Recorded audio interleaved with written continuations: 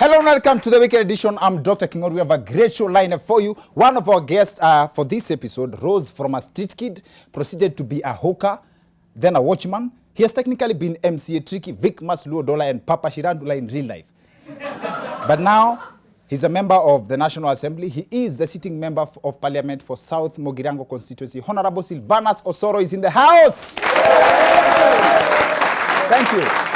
Thank you. Thank you. And based on the subject of our show tonight, we really want to have a perspective of the ordinary Kenyan. So I stumbled upon this guy. Mlamwa, shida ilikuwa wapi? Haki bwana asifiwe. Mimi nilikuwa tu kwa nyumba nimerelax, nikapata inspiration ati nisiage mahindi ya popcorn nipike ugali nione itakuaje. Haki wapendo ugali ilinifinyia kwa ukuta ilifura ingine ikana kwa madirisha hata singeweza kupumua. That's one of my favorite works of one of our guests, Leo. He is currently one of the finest and funniest talents on the internet right now. He has created a brand that represents millions of people out there, a brand founded on making people happy. One Mlamwa is in the house. Thank you. Asanteni sana. Before we get to that part of the show, a big shout out to the notification gang. You guys are the main reason we camp on the trending list. From one show to the next. A big thank you to everyone also tuned in from home. Our esteemed members of the Kenya Comments Association. Not to forget Team Diaspora. Asanteni sana. Feel free to give us your real-time feedback on today's episode. Use hashtag The Weekend Edition. My handles are at Dr_Kingori on Twitter and Instagram. Dr. Kingori on Facebook. Now, that said, so much to talk about this week, starting with this gentleman who was nabbed with a car full of rolls of Bhang, and instead of defending himself, he decided to give police officers a lecture on the dynamics of the Bhang business. Bangi kama hii ukiniambia ni 1 million na nimebeba for 10 years. So which means I have more than 100 million. Over 10 years. Sasa sio ungesema over 10 years. Sio bagi. Unapelekaga wapi? Usijali. Ama ni kutafutia sasa. Wewe ukitaka kula, wewe kula. Ukitaka kula wewe kula. Hata pombe ukitaka kunywa ni yako. Bangi ikisemekana sasa watu wavute. Hakuna mtu atabeba bangi, hakuna biashara mtafanya. Sababu kila mtu atapanda, utauzia nani? Utauzia nani? Kila mtu akipanda, utauzia nani? Ni kama Uganda, kila mtu amepanda. Wewe umepanda? Wewe umepanda? Nyingi sana. Kama 15. 15? Huyo ni mtu ameshikwa na bangi, alafu amekusanya polisi anawapea msomo juu ya bangi na manufaa yake. This must be the Kiganja Police Training College. Now, after watching that, I think the list of side effects of Bhang needs to be updated to include the element ya ukivuta bangi unasahau mali uko. And this is not the first time a weed peddler has been caught only to start treating police officers as clients. Inanipatia nguvu mwili yangu yote, kama ni process zote, digestion. Sikujua mnasoma pia nyinyi. Inazifanya catalyze zinaenda faster. Pia kuthink. Kwani hamkukuwa kini kwa darasa? Kujibu swali specific. Sasa ukiniuliza swali general, knowledge niko na mtaogopa. Ile taarifa nyinyi wenyewe mtakapo kuogopa. Nyinyi wote. Hata wale wananipiga mama whips. Now, this seems like a thing. Smoking Bhang and completely forgetting where you are and who you are addressing. Now, this actually explains my favorite clip on the internet right now. The setup of the clip is in an opposition rally. Alafu, I suspect one of the ODM supporters may have smoked something and thought he was in a Jubilee meeting. Sikia bangi hapo mwisho. Nasa Ruto! Nasa Waizi! Nasa Kenya ambao naza wakati kwa mwanaume. Nitasema jambo moja. Kura ambao tulipiga tumeibwa 2007, tukakuja tukaibwa 2013, 2017 tuibwe. Kwani sisi ni wanawake? Haitawezekana. Sasa imebaki ngapi? Moja. Na italaza nani? Italaza.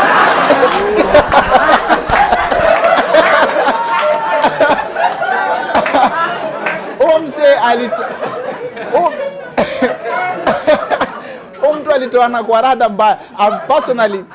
I have personally watched that clip like 8,100 times, and but away from that, I'm so interested in this statement made by the latest Bhang Lord. These guys just snitched on a whole country. Kila mtu akipanda utauzia nani? Ni kama Uganda, kila mtu amepanda. Now, this is the second time on national television that Kenyans have been shown that mtu wa Bangi ya nyamazangi na kitu. Listening to his, for real, listening to His Excellency Richie Spice spilling the beans on his counterpart, banning spear on live TV. What do you tell Waitito right now? What do you tell him? I think he used to smoke a lot of bangi when he was an MP. I'm a witness to this. We used to go to a certain toilet there. But Governor, that's not fair. He used to smoke a lot of bang, this guy. In fact, he was hiding bang in the socks like this. You can't say that on live TV. So we don't have evidence. I have. We don't have. I'm a witness. I used to smoke with him.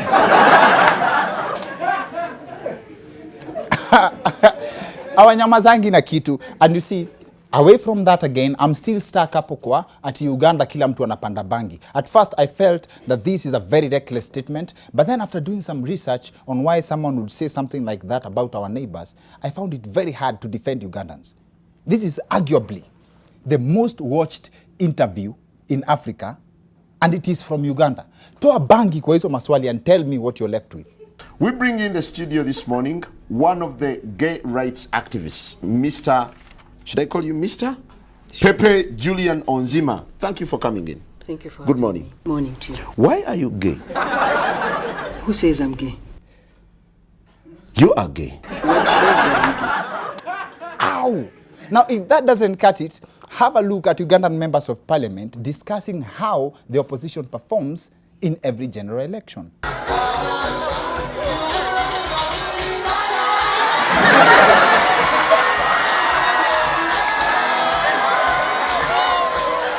You see Bangi. And we can go on and on, but you already get the point. Dear Ugandans, I stand to be corrected. Use hashtag the wicked edition. That said, in other news, a 5th year JKUAT engineering student, anaitwa Kibet Bera, was shot and later arrested after he tried to access State House through the fence armed with a knife. First of all, this is not the first time an engineer has tried to access State House without success. Yes. Kibet's case, though, is a tricky one. Kenyans have expressed mixed reactions. Some people claim that Kibet is a hero. Others feel that this is a reflection of how depression is affecting millions of Kenyan youth out there. And this divide was very clear in the comment section on my Facebook page when I asked for people's opinion on this matter. According to Martha Modhoni, she says that the other day our president acknowledged that depression is real, so let him begin with helping this young man. According to someone else, and it was Jose Kim, while referring to Kibet, he says he took a bullet for the troubled, stressed, and traumatized youth in this country, and he just sent a clear message to the government. Most of us are afraid to question the government. To me, he deserves respect. I got so many responses of different opinions, some even pointing out how dangerous that move was and that the guy was actually lucky to be alive. But now that most people agree that depression is real, what is it that has to be done? What is it that should be done? We have covered depression on the show before, and we've had a survivor, Marcus Olang, as a guest, and the findings were that very many people are suffering in silence. Seems like more needs to be done on this issue of mental health and depression. Share your thoughts with us. Use hashtag the wicked edition. My handles are at Dr_Kingori on Twitter and Instagram, Dr. Kingori on Facebook. Tell us what you think should be done. Share your thoughts. Maybe hapo tunaweza pata solution. Now, the new currency is already in circulation. I've had several complaints from Kenyans from different areas claiming that ile pesa ya kitambo pia hawajaona. Yes, that's legit. That's the main complaint I've seen. Our neighbors in East Africa, Uganda and Tanzania, have suspended foreign exchange with old Kenyan currency. For this and all the drama around the subject, we extend this conversation to the second part of the show with our guest, Mlamwa NC, Honorable Sylvanas Osoro. See you guys in a bit. Welcome back to the Wicked Edition. I'm Dr. Kingori. Like I said, we have a great show lined up for you. We have so much to talk about. Tuko na story ya hiyo pesa mpya, tuko na story ya huyo jamaa aliingia State House na kisu. Kuna hater alikuwa anasema ati huyo jamaa alienda na kisu juu alikuwa anasikia mtu hawezi ingia State House kama hujadunga. Alafu most importantly, we have exciting guests for you. Kuna feedback nimesikia ati for the first time tunawaletea guest wanafanana, but our guest on the show tonight ni Honorable Sylvanas Osoro wa kutoka South Mogirango na Mlamua. Wapi makofi yao? Asanteni sana. Wazi Mlamua, karibu sana. Haya, karibuni sana kwa show yetu. Mko sawa? Tuko fit. Mbona umetense? Ama uka hivi kila time? Mheshi unacheki vile Mlamua ametense? Mlamua uko hivyo. Mlamua ananga confidence. Confidence wanga social media. Hayuko sure. Anasema ni kama ako naye.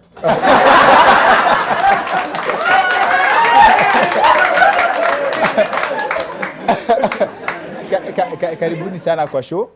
Tuko na vitu mob sana za kudiscuss. Tutaanza na Mhesh. Nyi wote mko na story nzito sana kwa industry, very inspiring. Tumeambiwa tuko na responsibility ya kuinspire majamaa wenye wana watch kutoka home, mafans wa show, badala ya kuwa depress. When you're watch home, feel free to join the conversation. You can give us your real-time feedback. #TheWicked Handles ni zile za kawaida @Dr_Kingorio on Twitter and Instagram, Dr. Kingorio on Facebook. Na mheshimiwa uko kwa mtandao? Niko. Snapchat. Niko Facebook, niko Twitter handle yako ni @Osoro Sylvanas. Osoro Sylvanas. Mlamua. Ni nini? Take hiyo Mlamua. Patia emoji. Okay, ni Mlamua. Kila mahali. Kila mahali. Ushashika hiyo dom mpya? Dom mpya? Nimeishika baniko na material aluminium foil. Mhesh ulikuwa Chokoch. Chokoch ni street boy. Hiyo ni slang ya kuongelea street boy. Ukafika ukakuwa hoka and na parliament. Ule Chokoch ana watch sasa atafikaje parliament? Ni sawa. Nilikaa in the street for some time wakati my parents died nikiwa 7 years. Pole for that. Lakini nilipata different good Samaritans na relatives wengine. Nikaishi from one relative to another, lakini nika maintain focus. Nika struggle. Actually in primary school nilisoma shule 8 ndio nikamaliza class 8. 1 per year. Nilikuwa nasoma actually nilikuwa nasoma term moja nafukuzwa naenda kwingine hivyo. Inaitwa group of schools. Hiyo ndio.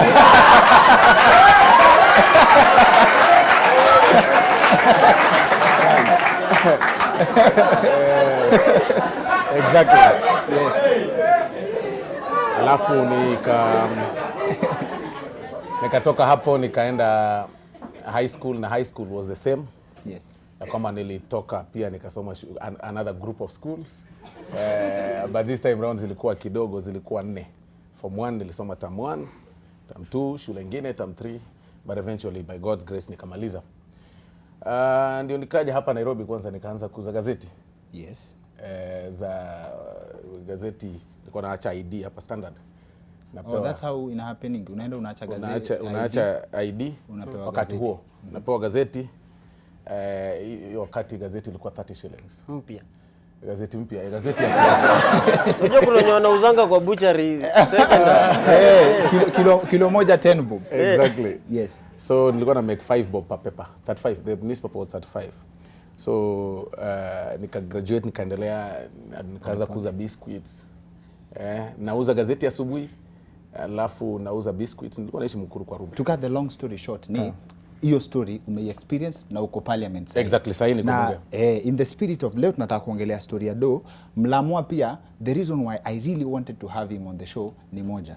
Mlamua sahi una make a living from the internet. Yes. Right? Sindio? Yeah. So kwa maboys, all hope is not lost. Mlamua anatumia phone na mtandao. Hivyo na bundles. Yes. Ni nini ulikufikisha hapo ya badala ya kutafuta job, au tuambie ni nini maybe umesomea, ni nini ulikuwa unataka kukua na vile umejipata ukifanya? Okay, me personally nimekuwa Moi University. Yes. So nimefanya nursing degree, nimemaliza, so nilichoose Nairobi KNH ndio at least nipate avenues za hapa tao kidogo nikifanya internship yangu hapo Kenyatta. Yes. At the same time nilikuwa najaribu auditions ziko mingi za acting, za comedy, stand up, but zote unakuwa turned down, unaona? Hakuna yenye ilipass. Hakuna yenye nilipass for like 2 years, huwezi pata. So nikakubali ndio competition ni stiff na inafaa huku kukataa unajaribu na style ingine. So that's how I started my first clips. As in I was just converting the stand up comedy jokes zikuje tu zikuwe tu clips. Zikuwe clips. Yeah, so nikaanza tu kuziweka. Yeah. Na how long has it taken you hiyo process ya mpaka ufike place sahi msee anaweza kulipa kwa sababu ya jenye unafanya? Okay, naweza sema wasa wamenijua for the past like tuseme 2 months, 3 hivyo. But ni kitu nilianza kitambo like 2011 huko ilikuwa na make wase happy nini. Kwa church ilianzia church ya shule CU by the way. Tukisema majina tu hapo ikatokea funny. So every time ndio nilikuwa na katendrezia pastor, una get? Yes. So as in over time nikagain hiyo content niko nayo. So like vile nilianza videos zina flow to like it has been in me. Yeah. So si kuangukia. Yeah. Nilikuwa nataka useme hiyo kitu sana ndio ule msee ana feel hana kitu a get that unaweza anza na nothing na ufanye something for yourself. The same case applies to you. The only place where success comes before work is in the dictionary. Just get out of that, enda kule nje, hustle, do anything. Who's that a biscuits? I mean, do something hata kama ni kidogo. Usichague tu kwa sababu mimi nimesoma kitu fulani unasikia mlamua hapa amefanya nursing. Yes. Alafu unaona sasa he's trying to hustle on the side and on the internet kumeka do. Although mimi na doubt sasa vile nadunganga hawa watu sindano kwa OC. Na hizi jokes zake zote. Sitakuwa tu mchezo tu. Bele mlamua on a serious note. Yes. On a serious note. Hata serious coin. Ni sawa tu. Kwenda. Cheki. Bado unaendanga KNH? Yeah, mimi huenda kufanya jokes. Kazi ndo namalizia niko month ya last size. Internship. Yeah. Na wewe take nini serious? Hiyo. Si ndio ukifika serious illnesses. Ukifika huko kuna code of ethics, so una dress appropriately. Then una work according to ethics. Umefunzwa how to deal with different people. Wezi leta jokes kwa kazi ka hiyo. It's a matter of life and death. So kuna hiyo part na kuna part ya mlash. Okay. Yeah. Na nini inaitwaje chakula ya wagonjwa? Chakula ya wagonjwa hapo nayo itategemea. Unajua kuna wengine hawana appetite.